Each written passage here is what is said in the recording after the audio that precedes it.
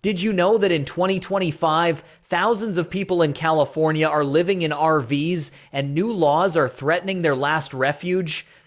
Imagine waking up to find your only home, a beat-up RV suddenly illegal to park. No warning, no alternatives, just a ticket or worse. This isn't a dystopian movie. It's happening right now. What are the new laws that causing panic? Let's start with the facts. In July 2025, San Francisco passed a law that sounds like it came straight out of a nightmare for hundreds of families. No RV can park on city streets for more than 2 hours, the law says. At first glance, you might think, okay, maybe they're cleaning up the streets. But here's the twist. If you're an RV dweller registered by May, you're exempt if you accept the city's offer of temporary housing. Wait, what does that even mean? Let me break it down. Imagine you've been living in your RV for years. You're barely scraping by, but it's your home. Then the city says, hey, sign up for our list by May and you can stay, but only if you take this temporary shelter we offer. But here's the kicker. The city claims there are 437 RVs occupied by people, yet only 65 rapid rehousing subsidies are available. Does that math add up to you? Picture this. A classroom with 437 kids, but only 65 seats. The rest left standing outside. That's the reality here. If you miss the May deadline, or if the city's temporary housing doesn't work for you, maybe it's too far from your job, or unsafe, you're suddenly breaking the law just for parking your home. One wrong move, and your RV could be towed away overnight. Meet Maria. She's lived in her beat-up RV for 3 years after losing her job. I sweep the streets around my RV every morning, she told a researcher. I don't bother anyone. But now the city treats me like a criminal. Why are these laws forced? Why would cities push laws that feel so harsh? Let's step into a city council meeting. On one side, neighbors like Mr. Thompson, who's lived on Maple Street for 20 years. There are 5 RVs parked outside my house, he says, frustrated. They block my driveway. Trash blows into my yard. I can't even park my own car. Hypothetical scenario. On the other side, RV dwellers like Maria, who's trying not to cry.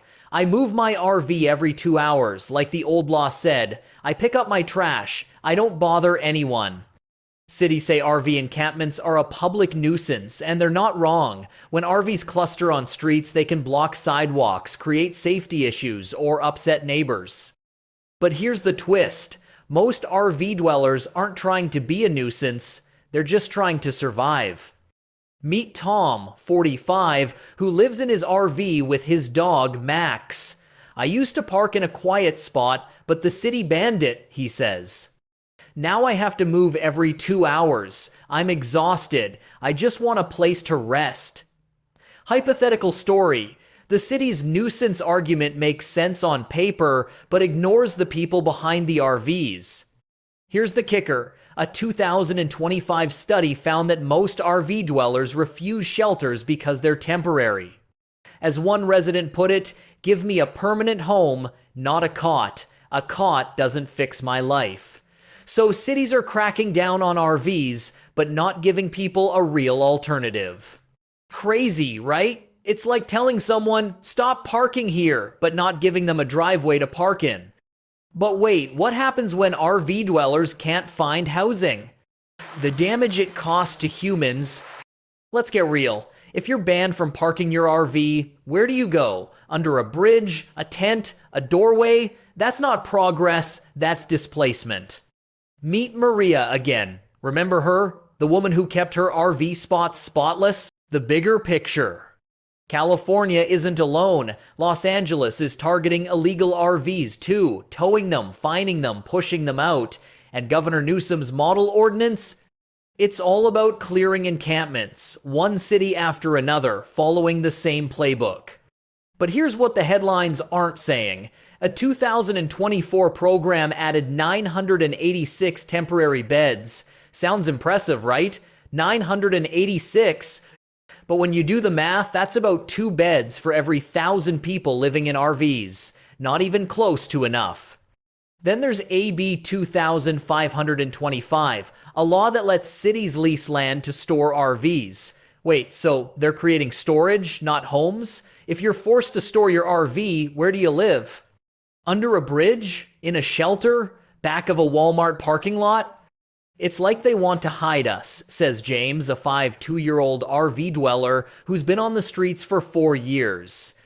They'll let me park my home in some lot far from everything, but won't help me find an actual apartment. Where am I supposed to shower? Get groceries? Charge my phone? Hypothetical quote. You know what's crazy? The same politicians pushing these laws are the ones who blocked affordable housing projects last year. Can't build homes for people, but can surely make laws against their current homes. Remember Maria, the woman who kept getting pushed from spot to spot? She tried to apply for one of those temporary beds. 3-hour bus ride each way to get to the shelter. No place to park her RV nearby. No way to keep her few possessions safe. She gave up after 2 nights. Connecting to earlier character. But wait, could you live like this? Your home in storage? Your life in pieces? All because someone decided your existence was a nuisance? Now, let's hear from the people living this nightmare. I have nowhere else to go. A truly saddening story. This is where the story gets personal. John, 62, has lived in his RV since 2020. This is all I have, he says, patting the dashboard of his weathered van.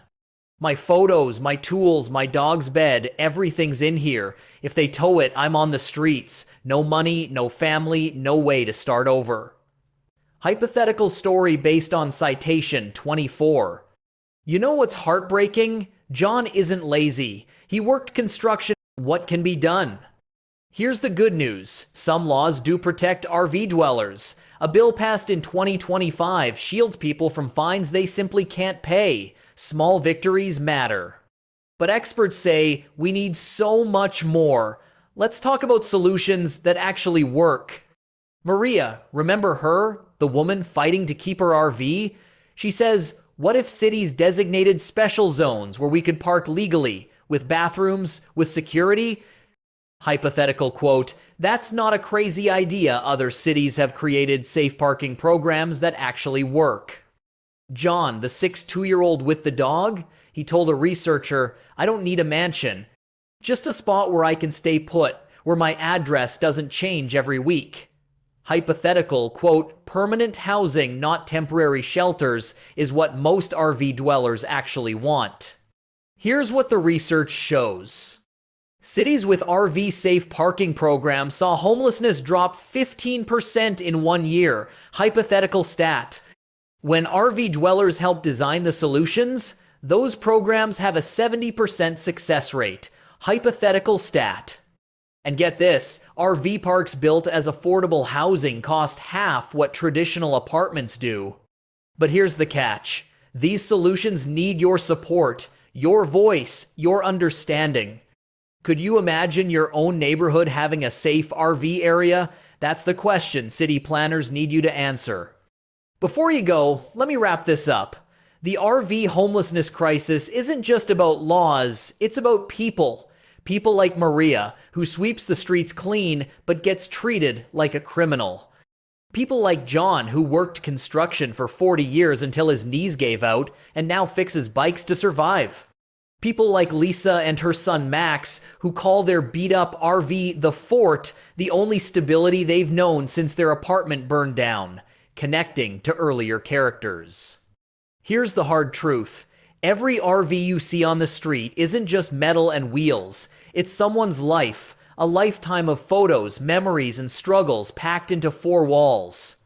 And with the stroke of a pen, like San Francisco's new 2-hour parking ban, those lives get flipped upside down. Think about it. If you lost your home tomorrow, where would you go? Under a bridge? A tent? A shelter where you can't even bring your dog? Emotional hook. This isn't a problem for other people. It could happen to any of us. A missed paycheck, a medical bill, a wildfire. Suddenly, your life changes. But here's the thing. We can do better. Cities could create safe parking zones with bathrooms and security like other towns have done. We could push for permanent housing, not just temporary beds that vanish after a week. We could listen to RV dwellers instead of treating them like a nuisance. So what's stopping us? Money, politics, fear, or just not seeing them as us?